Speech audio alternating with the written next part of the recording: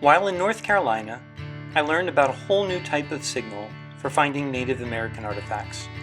I also found something I think is quite special. These are my stories from the signal.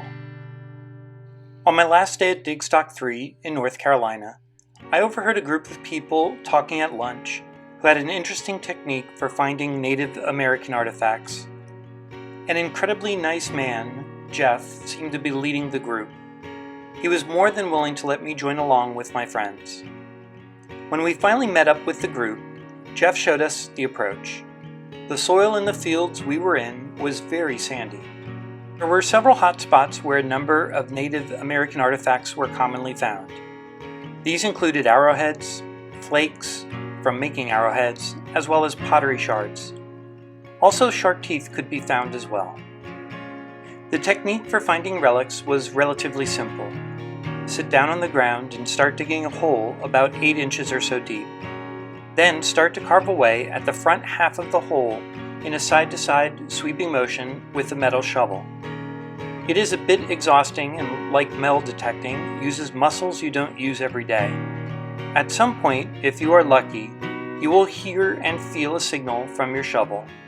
A faint metallic tink can be heard and felt through the shovel handle. Charred specks could be seen while digging. We debated if these were from the Native Americans or from farmers burning crops. After digging for maybe 20 minutes, all the while talking with a group of others looking for artifacts and listening to music from Jeff's phone, I got the tink.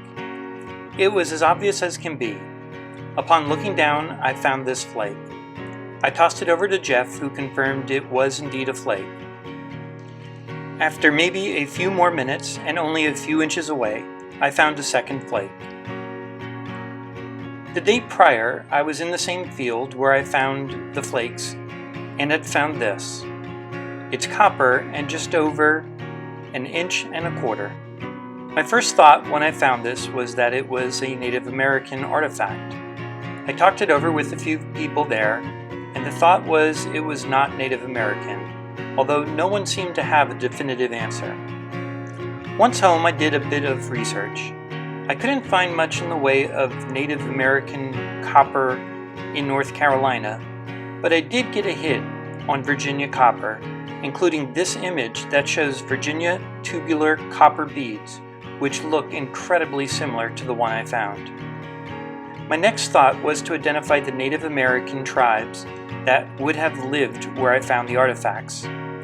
The Tuscarora lived in Pitt County, where these items had been found. Upon further research on the Tuscarora, they were known to wear copper accessories, including bracelets and necklaces. I'm no expert, but I believe this is a Tuscarora copper tube used for jewelry. So who were the Tuscarora? They were originally part of the Iroquois and moved to North Carolina centuries before the Europeans colonized. These artifacts could be my oldest metal detecting finds. They may predate my 1721 Spanish 2 real. From 1711 to 1715, the Tuscarora were at war with the colonists in what is known as the Tuscarora War. From what I can tell, besides encroachment on their land, a large part of the war was due to European enslavement of the Tuscarora. Sadly, the fate for many Tuscarora from the war was either death or enslavement. Following the war, most of the Tuscarora migrated north to join the Iroquois. Some small bands of Tuscarora stayed in North Carolina, but were all migrated north by 1802. 2 stones and a rolled piece of copper. What could be more basic? More natural. How could these raw materials of the earth tell us about so much history?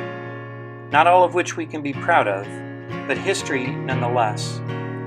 From a land first inhabited by the Tuscarora, who were overrun by Europeans with deadlier weapons, and at times forced into slavery, to the slaves taken from their African homeland, some of which brought to the very fields I was in, the very plantation I was on, to the people asked to go off and fight a dictator in Europe who rounded up millions of innocent people just because of their bloodline. It's converged history, found together in one plantation. Perhaps a young man who chipped away at a stone to make an arrowhead from which to acquire food for his tribe sat around a fire, of which some of the embers were still next to the flakes I found. Perhaps he sang or conversed with others. Firelight seen far from across the field, sounds of striking rocks together, sounds of wood crackling in the fire. The flakes hitting the ground never to be noticed again, only to be covered by the sandy soil until I run my shovel through the ground. Perhaps a young lady nervously rolled the copper bead between her fingers as it hung from her neck. Her fingerprints might still be on the copper. She felt good wearing this necklace. It was one of the few special items she owned. Unlike a stone, the loss of this copper bead was noticed.